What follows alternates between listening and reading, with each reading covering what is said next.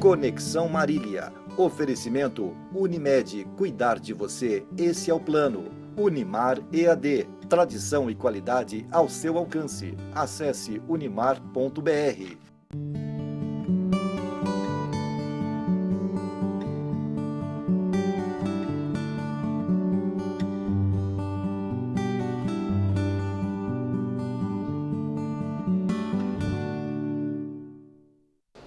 Olá, muito boa noite, estamos começando mais uma edição. Deixa eu ajeitar aqui que eu estou todo desabotoado aqui, que isso, vamos dar uma melhorada. Muito boa noite, estamos começando aqui mais uma edição do nosso Conexão aqui pelo seu Canal 4 e é sempre muito bom contar com a sua audiência e a sua participação.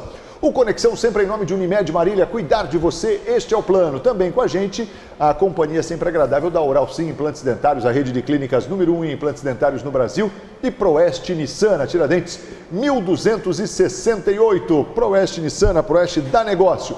Programa Conexão de hoje, batendo um papo aqui com o Dr. Valdir Marim, que é médico, urologista, especialista em sexualidade humana.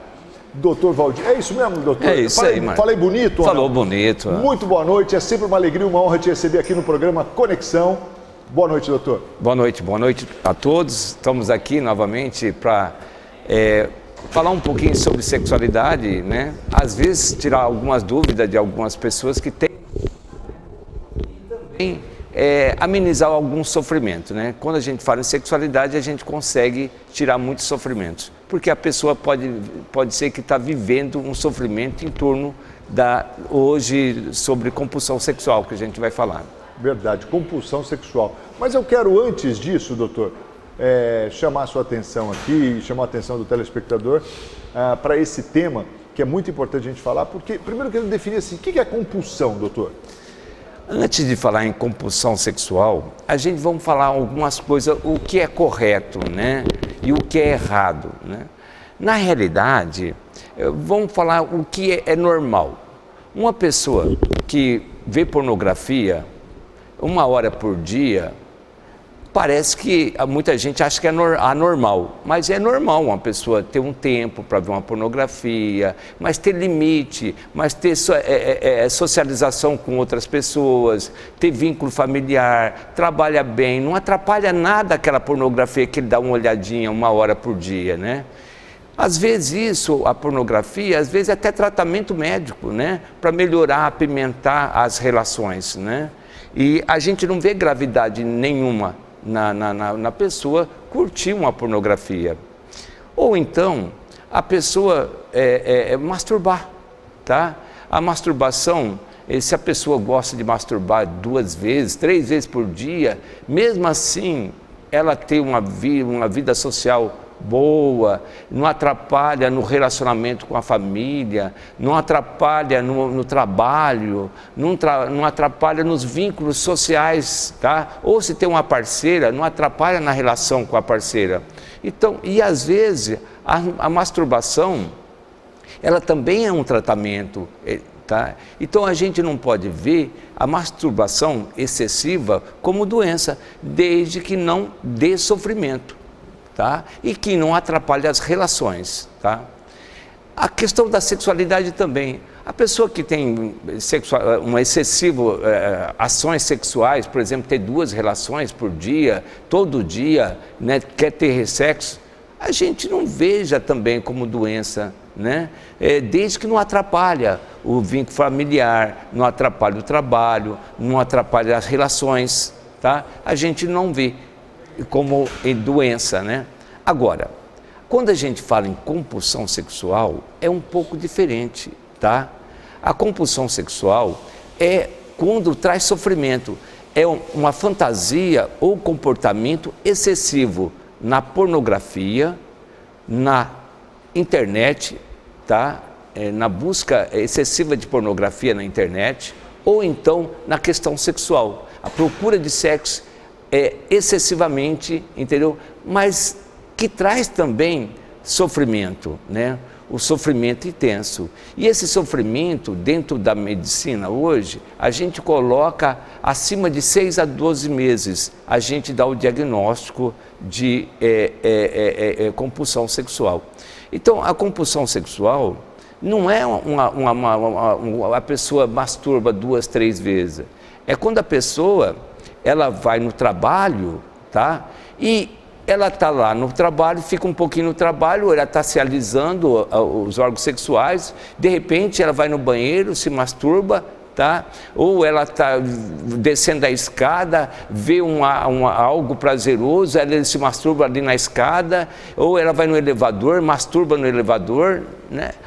Ou então a pornografia, ele está no trabalho, ele está olhando pornografia, ele vai no banheiro, olha pornografia, ele não tem vínculo familiar, ele só fica olhando a pornografia, né?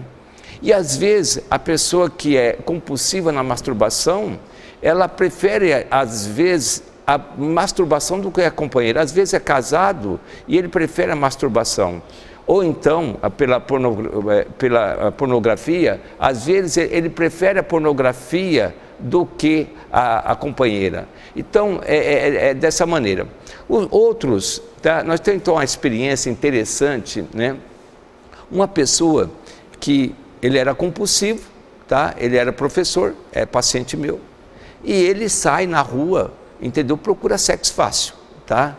Ele tem 2, 3 relações por dia com várias parceiras, se expondo a DST, a gravidez indesejado e até a processos, tá? A processo porque ele canta todas as mulheres, tá? Ele não tem uma relação apenas de colegas, de amigo. Ele avança todos os sinais possíveis, tá? E é uma pessoa que aí começa o quê? Aí a família percebe isso e às vezes estimula ele procurar tratamento. Ou então ele tem uma intimação policial, né? E também, como castigo não, como ordem policial, ele tem, como se diz, a pessoa para pagar o crime... Uma pena? A pena é fazer o tratamento. Tá? A pena é fazer o tratamento, porque são pessoas realmente doentes, é uma pessoa que vive em torno disso, não tem outro pensamento, né? A gente, veja bem, a gente tem um pensamento, pensa em sexualidade sim, a gente pensa no trabalho, pensa na família, pensa no dia da manhã. Essas pessoas têm pensamentos só direcionados à sexualidade, ou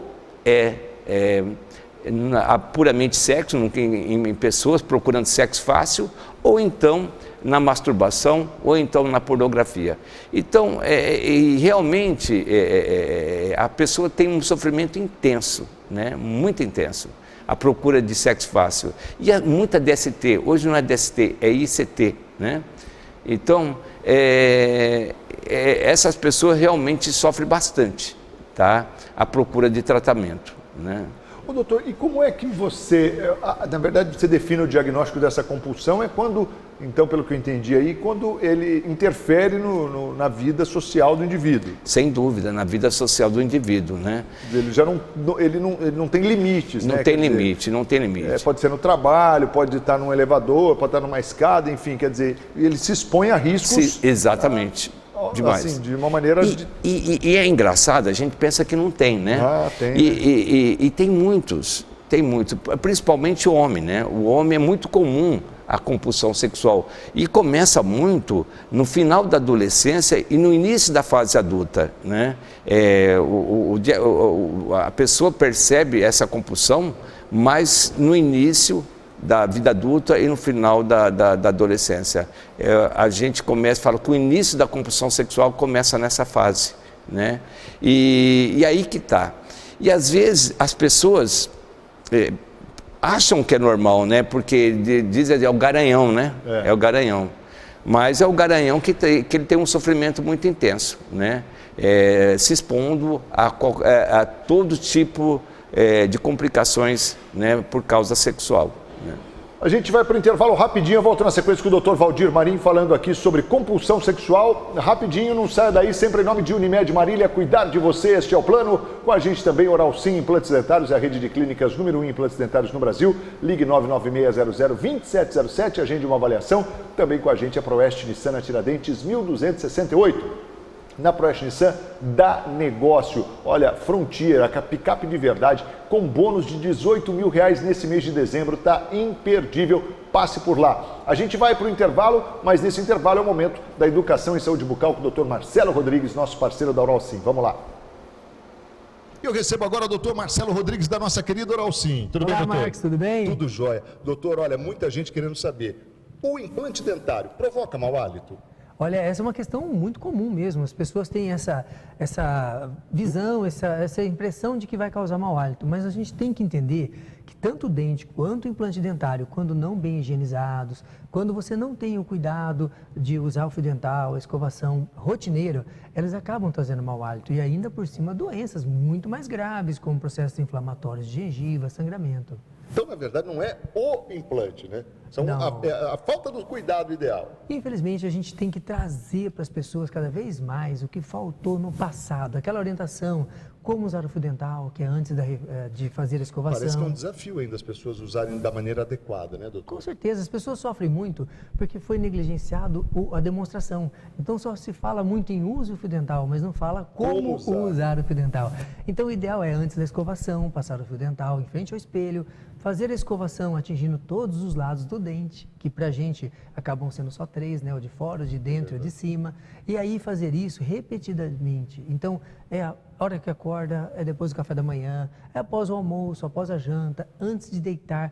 Eu sempre brinco com os pacientes, nunca deite sem fazer o uso do fio dental, da escovação, e se puder encaixar um bochecho com antisséptico, vai ficar perfeito. O segredo está então na higienização, né, doutor? Isso é o segredo de tudo, e nada vai substituir aquilo que é tão perfeito. Não tem nada que substitua o que a natureza fez, que é o nosso dente natural. Mas tanto o implante quanto o dente merecem esse cuidado diário e que vão trazer à pessoa a oportunidade de viver toda a sua vida com esse elemento, curtindo todos os prazeres da família. Tire as suas dúvidas com a Oral Sim, a rede de clínicas número 1 em implantes dentários no Brasil. Agende uma avaliação, 99600-2707. Obrigado, doutor, e até a próxima. Eu que agradeço, Marco. Uma ótima noite. Até já.